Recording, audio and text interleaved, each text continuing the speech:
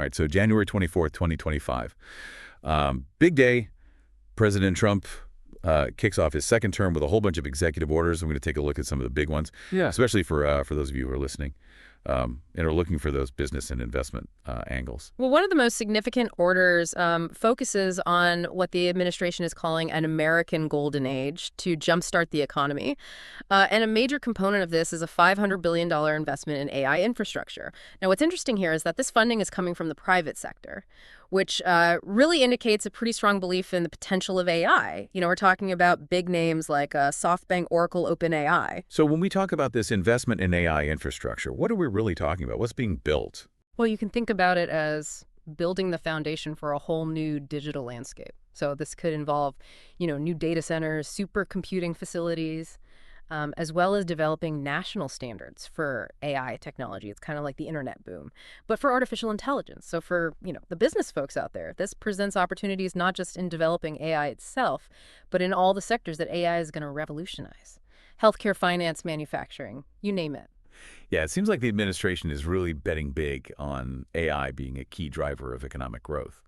And alongside that focus on AI, there's also this move to revitalize American manufacturing, particularly in the auto industry. Stellantis, the parent company of brands like Dodge and Chrysler, just announced they're restarting an assembly plant in Illinois and building the new Dodge Durango in Detroit. And this move came right after a meeting between Stellantis chairman John Elkann and President Trump. So that's a pretty clear signal, I think, of collaboration, reviving American manufacturing and bringing back jobs. That was really, a central theme of Trump's first term. And it looks like it's going to be a major focus again. It ties into a broader narrative that the administration is pushing, this Trump effect on investment. The source material we have highlights Saudi Arabia's intention to invest $600 billion in the U.S. over the next 4 years, which suggests a renewed confidence in the American economy under Trump's leadership. Yeah, of course, it's always tough to isolate, specific factors that are driving investment decisions. But the administration is very clearly framing this as a direct result of their policies. So creating a narrative of economic resurgence that they hope is going to attract even more investment. So some potential opportunities there, yeah, especially for those in manufacturing or those related supply chains. But let's shift gears a little bit now to energy, another area where President Trump has made some bold moves. Yeah, the administration's declared a national energy emergency and has rolled back a whole bunch of regulations that were put in place by the previous administration. They're pulling the U.S. out of the Paris Climate Agreement, halting federal leases for wind farms, and reversing restrictions on oil and gas development in Alaska. And they've even ended the electric vehicle mandate. It's a pretty dramatic shift toward traditional energy sources. So a clear signal there to investors. The administration is prioritizing oil and gas. What are the potential implications there for businesses operating in those sectors? Well, with less regulation and clear support from the administration, we could see a big resurgence in domestic oil and gas production. This could mean lower energy prices in the short term, which would benefit a lot of industries. But of course, there are long-term environmental considerations with this move back towards traditional energy. Absolutely. And it'll be really interesting to see how this plays out, in the context of global energy trends and climate change concerns. All right, another major area of action in these first few days: immigration and border security. There's a whole package of measures here aimed at reducing illegal immigration and strengthening enforcement. Yeah, Border Patrol is already reporting that illegal crossings are down. ICE arrests of people with criminal histories have gone up substantially. And the CBP One app, which facilitated entry for over 1 million immigrants under the previous administration, has been shut down. So it's a pretty significant policy shift. And businesses, especially those that rely on immigrant labor, are going to need to consider what the potential impact might be. That's right. While some sectors might welcome a tighter labor market and the potential for, higher wages for American workers, others, particularly those in agriculture and hospitality, they could face labor shortages. It's a complex issue with a lot of implications. And it's not just about the border. There's a wave of government reforms and social policy changes coming from the White House as well. One key focus is getting rid of diversity, equity, and inclusion programs in government hiring. The administration sees these as discriminatory and wants to replace them with a strict merit-based system. We're already seeing DEI staff being placed on leave, and the FAA has been ordered to go back to merit-based hiring practices. That's certainly a controversial move. What's the reaction been from the business world so far? It's been mixed. Some business groups, particularly those that are aligned with the administration's ideology, they applaud this decision. They argue that it's going to level the playing field and ensure fairness in hiring. But on the other hand, some businesses believe that DEI programs are really important for creating a more inclusive and diverse workforce. And they believe that this actually leads to better innovation and ultimately stronger performance. There's a lot of uncertainty around that particular policy shift. We'll have to see how it all plays out.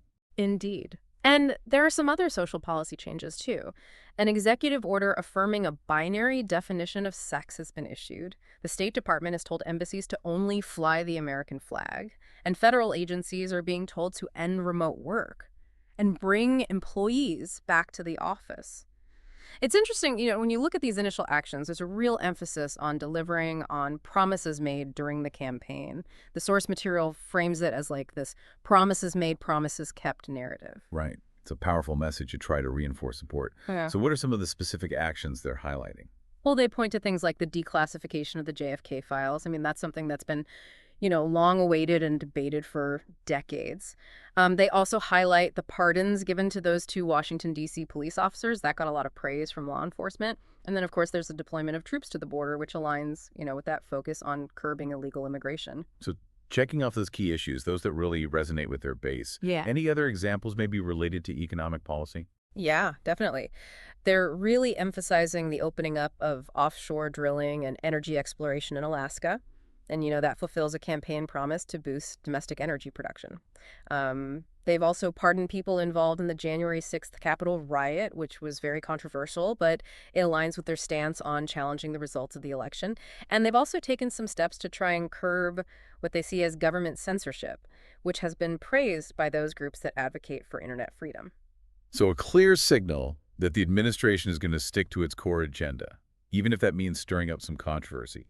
Has this approach gotten any support from industry groups? Oh, absolutely. The source material highlights endorsements from organizations like the Steel Manufacturers Association, the American Fuel and Petrochemical Manufacturers, the American Petroleum Institute, the Job Creators Network. So some sectors definitely see these policies as aligning with their own interests. Any other endorsements that stand out? Yeah, we're seeing positive reactions from groups like the Mortgage Bankers Association, the Professional Trucking Association Group, Net Choice, which is a big advocate for internet freedom, and United Against Nuclear Iran, which, is in line with that hawkish stance on foreign policy. Interesting to see such a diverse range of groups coming out in support.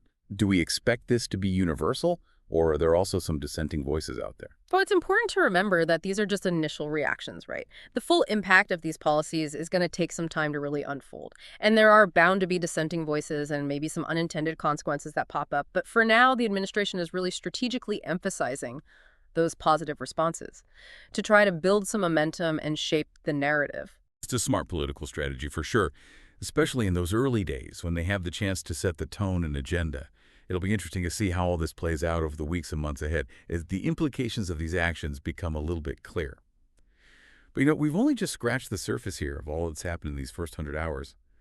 So what other key actions has President Trump taken? And what are the overarching takeaways for our listeners? We'll delve into that in the final part of our analysis. Well, we've covered a lot of ground here. Economic, policy, energy, to immigration, social change. It's clear that President Trump is starting his second term, really coming out strong, setting a very different course from what we saw before. What's the big picture here for our listeners, especially those in the business and investment world? I think the key takeaway is that things are changing and there's a lot of uncertainty. The administration's agenda is bold, it's ambitious, it's going to create opportunities, it's going to create challenges. For those in AI, traditional energy manufacturing, there could be some significant benefits from these policies, but for businesses that rely on immigrant labor or operate in those areas being deregulated, well, they might be facing some headwinds. So it really just depends on your specific industry and your circumstances. So a real mixed bag with potential for both, winners and losers. What's your advice for businesses that are trying to figure this all out and navigate all this change? Stay informed, be adaptable. Really carefully assess the risks and the opportunities. Don't just assume that what worked in the past is going to keep working going forward. And be proactive. Engage with policymakers, industry groups, stakeholders. Really try to help shape that regulatory environment and position your business for success in this new era.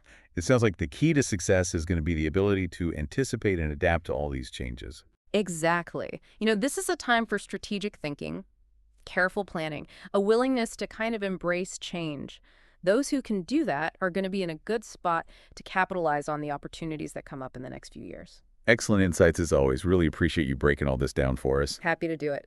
And for our listeners, as always, we encourage you to keep digging into these topics. Do your research, come to your own conclusions. The political and economic landscape is constantly shifting, so staying informed is absolutely crucial for making those good business decisions. Till next time, stay sharp.